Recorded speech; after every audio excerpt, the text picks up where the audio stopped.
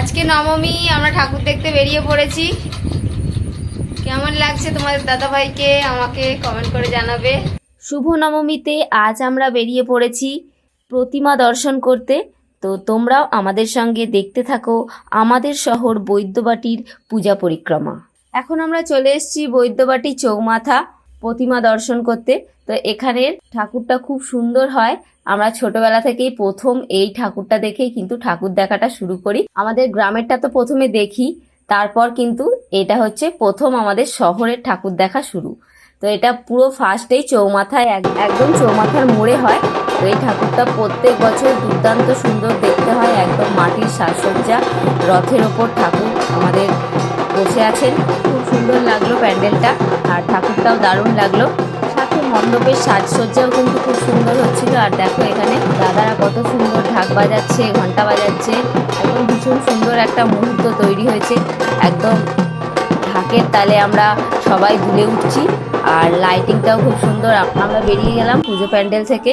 এবার আমরা একে একে সমস্ত মণ্ডপগুলোই দর্শন করব। তো তোমরাও আমাদের সাথে দেখতে থাকো। এটা আমরা চলে এলাম গভর্নমেন্ট কোয়ার্টারের প্রতিমা দর্শনে। ছোটবেলায় কিন্তু আমার রোজই এখানে যাওয়া আসা ছিল, কারণ আমি এই স্কুলটায় পড়াশোনা করতাম। আর এখানে একটা দুর্গাপুজো হয়, তো এটাও তোমাদেরকে দেখিয়ে দিলাম। আর আমার স্কুলটাও দেখিয়ে দিচ্ছি।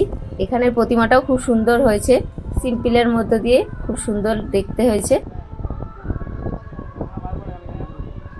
তোমাদের বৌদি এই স্কুলে পড়তো ছোটবেলায়, 1 থেকে 4 পর্যন্ত।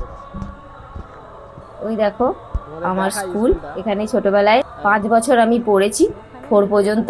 বাচ্চারা এখানে খেলাধুলা করছে দোলনায়।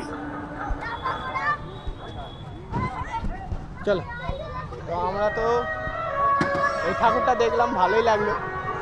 এবার আরো অনেক ভালো ভালো সুন্দর সুন্দর ঠাকুর আছে, চলো দেখি।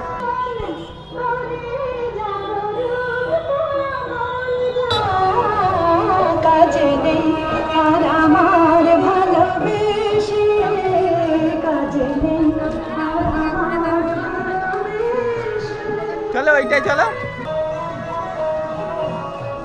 আমরা তো দুজন। না এটাও ভালো।